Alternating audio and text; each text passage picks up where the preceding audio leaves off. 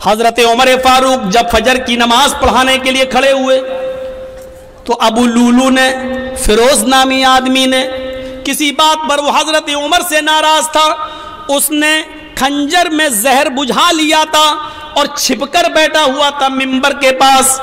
حضرت عمر نے جو ہی کہا اللہ اکبر، فوراً اس نے خنجر مار دیا۔ حضرت عمر فاروق کے پیٹ میں وہ خنجر لگتا ہے، اس نے نکالا تو پیٹ تھوڑا سا پھٹ جاتا ہے، ناف سے لے کر جہاں شرمگاہ ہوتی ہے یہاں تک جب اس نے خنجر نکالا تو یہاں تک پیٹ پھٹ گیا، یہاں تک خون کا دھارا بہنے لگا۔ نمازیوں نے ابو لولو کو پکڑنا چاہا لیکن وہ بھاگنے لگا۔ ایک صحابی نے اپنی چادر اس کے اوپر پھینکی جس سے اس کا پیر الجھ گیا، وہ گر گیا۔ جب اس نے دیکھا کہ اب میں پکڑا جاؤں گا اور بچوں گا نہیں تو اس نے وہی زہر آلود خنجر اپنے پیٹ میں مار کر خودکشی کر لی اور مر گیا۔ لیکن حضرت عمر فاروق کو جب ہوش آیا تو ان کو دودھ پلایا جا رہا تھا، دودھ وہ منہ سے پیتے تھے، پیٹ سے باہر نکل جاتا تھا۔ شہد پلایا گیا تو شہد پیٹ سے باہر نکل گیا۔ جو چیز کھلائی اور پلائی جا رہی ہے وہ منہ سے تو کھلاتے تھے لیکن پیٹ سے باہر نکل جاتی تھی۔ اس حال میں کسی نے کہہ دیا امیر المومنین اب آپ فجر کی نماز کیسے پڑھیں گے؟ آپ پہلی رکعت میں تھے اور آپ کو خنجر مار دیا گیا ہے، آپ بے ہوش ہو کر زمین پہ گرے ہیں اور حالت آپ کی ہے کہ کھانا پانی پیٹ میں رک نہیں رہا ہے، آپ فجر کی نماز کیسے پڑھیں گے؟ حضرت عمر نے کہا پڑھوں گا، میری فجر کی نماز کیا ادا نہیں ہوئی ہے؟ کہا نہیں، پانی لاؤ، وضو بنایا، کھڑے ہو گئے، لوگوں نے کہا بیٹھ کے پڑھ لو، کہنے لگے نہیں نہیں ابھی کھڑے ہونے کی طاقت ہے۔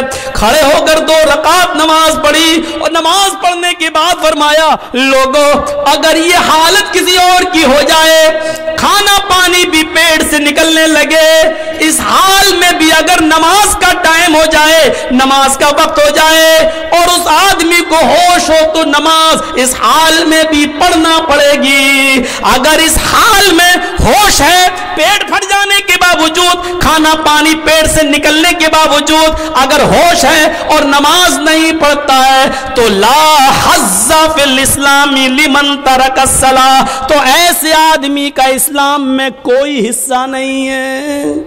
اس حال میں نماز نہ پڑھے تو اسلام میں حصہ نہیں ہے، جو تندرستی میں نماز نہ پڑھے وہ مسلمان بنا بیٹھا ہے۔ کتنے بڑے کبھی کسی کو کھڑا کر کے پوچھو کیا نام ہے؟ ضیاء الحق، حق کی روشنی۔ اچھا نماز پڑھی تھی عشاء کی؟ نہیں مولانا صاحب۔ ضیاء الحق نماز پڑھی؟ نہیں۔ اس حال میں نماز معاف نہیں ہے، نماز تو ہے ہی نہیں معاف۔ جرجی صاحب کو کچھ گنڈے پکڑ لیں، کرسی پہ لے کے ہاتھ پیر باندھ دیں، اسی بیچ اذان کی آواز آ رہی ہو اللہ اکبر اللہ اکبر، جرجی صاحب ایک بار کہیں گے صاحب لنچنگ کرنے والوں مجھے مار رہے ہو مار دینا لیکن مجھے 2 رکعت نماز پڑھ لینے دو۔ چھوڑتے ہیں تو ٹھیک، نہیں چھوڑتے ہیں تو کرسی پر بندے بندے ہمیں نماز پڑھنا پڑے گی۔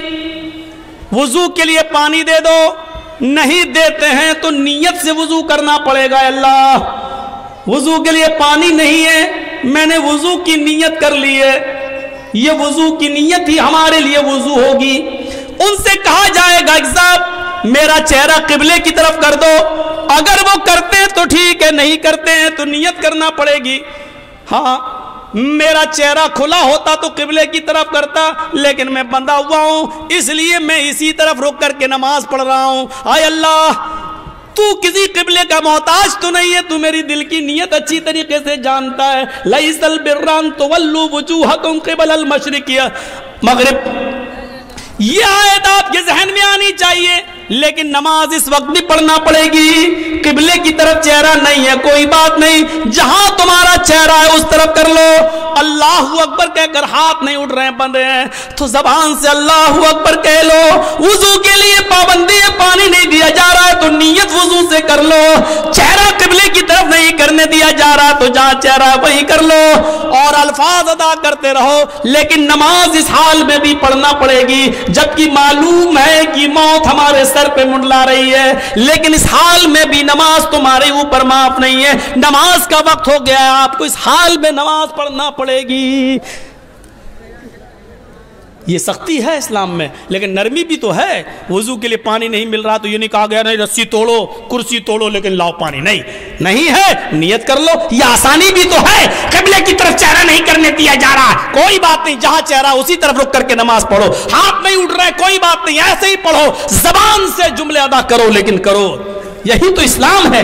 اور کیا ہے اسلام؟